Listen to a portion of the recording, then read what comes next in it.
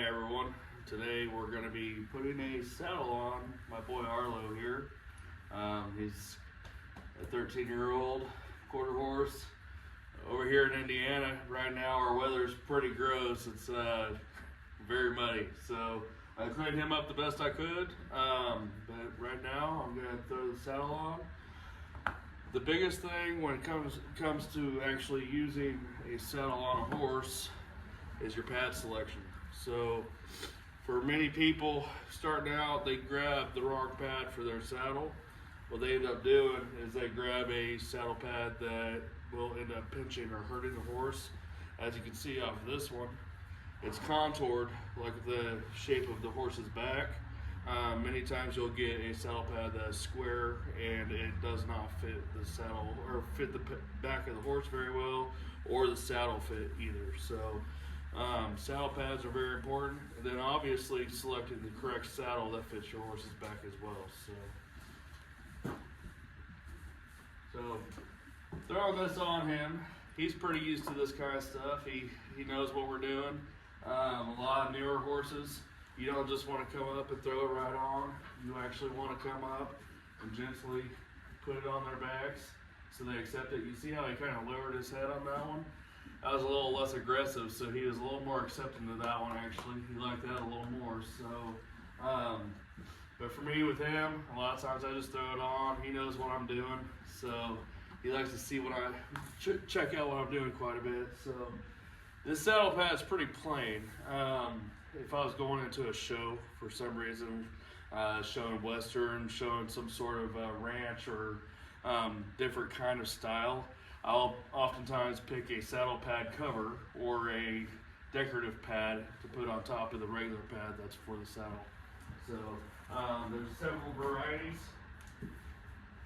So oftentimes we'll pick a pad that matches our show clothes. So if for this one, I'd pick a teal shirt, for instance.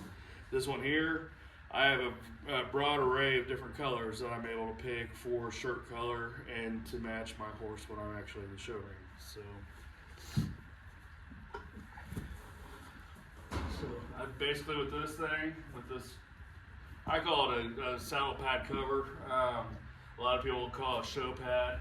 You just place it straight over the top of this, just like you would the regular pad itself. Put it on. It's not going to cover 100%, but it should be pretty close. So with the saddle, kind of the same way, you pretty much want to have it set up to go on the horse. So your girth, we call this the girth, you want to have it over the top of the seat before you throw it on. And then when you're putting it over his back, you want to make sure you pass the stirrup over his back so it doesn't get stuck on his back, get stuck on the back of his spine. So when I'm putting this over, I'm actually kind of flinging it up and around, trying to make sure that that other stirrup makes it on the other side. So once we get up there, this isn't the last placement of the saddle. This is just getting it set up to the point where we're able to put the saddle on. So for the saddle pad, you want to bring the saddle pad up so there's a nice little air gap in there. Allow air to flow through, allows the horse their body to breathe a little bit. So if this is pushing down on what we call the withers of the horse, you see how I put a little bit of pressure there and he didn't like it? I'm not putting a whole lot of pressure at all. If that saddle pad is pinching the back of his back or the middle of his back, it'll end up causing him pain while he's riding. And it could cause different things while we're riding as well that we don't want to do when we're in the show ring. So he may not start listening to me very well because his back's getting pinched. So once I get the saddle up there, I'm going to go ahead and drop the girth. The girth is going to tell us exactly where we want this saddle. So I'll probably bring the camera up a little closer so we can see what's going on with this.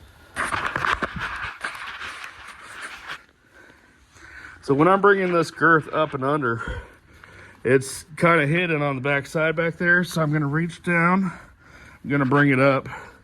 So this girth should be, it's hard to see right now because of the winter time, but it should be about 3 fingers away from his forearm here. So his forearm stops here.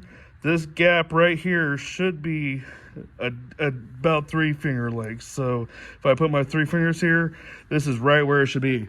So this is telling me that my saddle placement is actually quite well. It's